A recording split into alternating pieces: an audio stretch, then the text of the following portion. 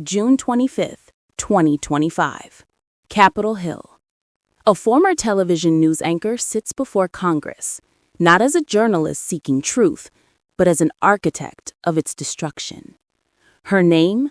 Kari Lake. Her mission? Dismantle one of America's most trusted voices to the world. Her problem? The lies she told herself had finally caught up with her. The hearing was titled Spies, Lies, and Mismanagement, Examining the U.S. Agency for Global Media's Downfall.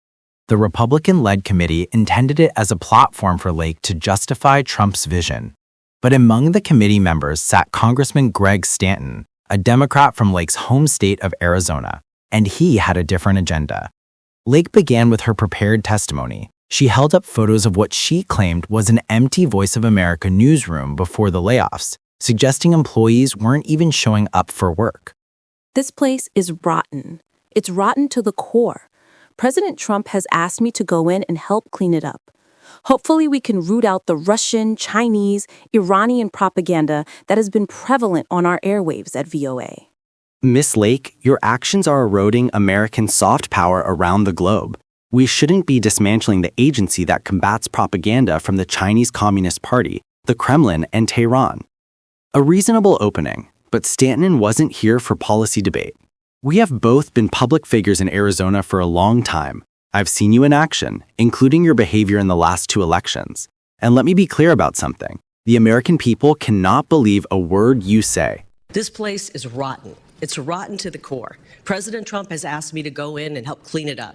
And he's also issued an executive order to reduce this agency down to its mandate, to what is mandated, statutorily required. That's exactly what I'm doing. See, Ms. Lake, we have both been public figures in Arizona for a long time. I've seen you in action, including your behavior in the last 2 elections. And let me be clear about something. The American people cannot believe a word you say. You ran for governor in Arizona in 2022. You lost fair and square.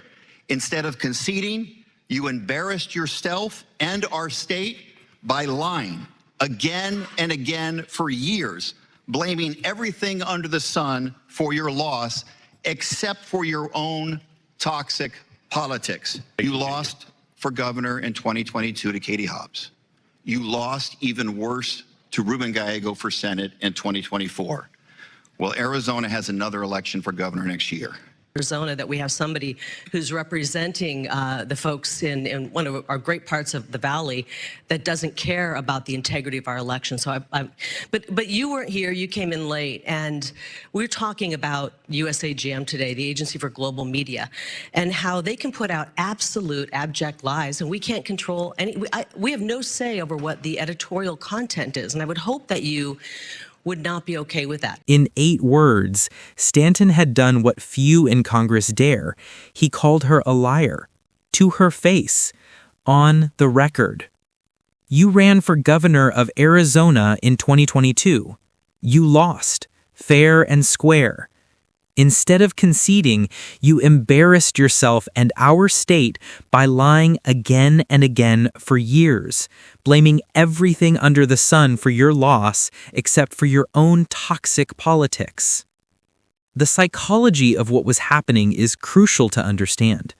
Stanton wasn't just attacking Lake's credibility, he was attacking the very foundation of the MAGA movement, the sacred narrative of victimhood, of elections stolen, of an embattled tribe fighting against all odds. Studies of Trump's supporters have identified something remarkable. Research published in Political Psychology found that Trump's most loyal followers exhibit what scholars call asymmetric bias. They shift their beliefs to match Trump's statements, even when those statements contradict their previous positions. It's not just politics. It's psychology. The need for strong leadership, the comfort of absolute certainty, the fear of questioning the leader and losing your community. These are the hallmarks of what psychologists call a personality cult. You lie about that election to this very day. Are you finally ready to admit you lost the 2022 Arizona election? Lake couldn't do it. Even faced with a direct question under oath in front of Congress and the world, she couldn't admit the truth. Because in the MAGA universe, admitting defeat isn't just losing an argument, it's apostasy, it's betrayal, it's psychological suicide. The hearing went viral. Clips of Stanton's confrontation and Lake's bizarre response spread across social media, but the reactions revealed a troubling divide. For those outside the MAGA bubble, it was evidence of Lake's unfitness for office. For those inside, Lake was the victim. Stanton was the bully. The hearing was proof of the deep state trying to stop Trump's reforms.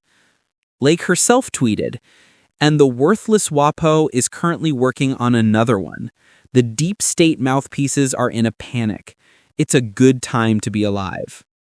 She saw criticism as validation, opposition as proof she was doing something right. The Kari Lake hearing was a moment, but it symbolizes something larger, something more dangerous. The transformation of a political movement into what scholars increasingly describe as a personality cult presents a unique challenge to American democracy. Not because the followers are unintelligent or inherently authoritarian, but because the psychological needs being met are powerful and primal. The need for belonging, for certainty in uncertain times, for a strong leader who promises to fight enemies and restore lost greatness. These are ancient human desires.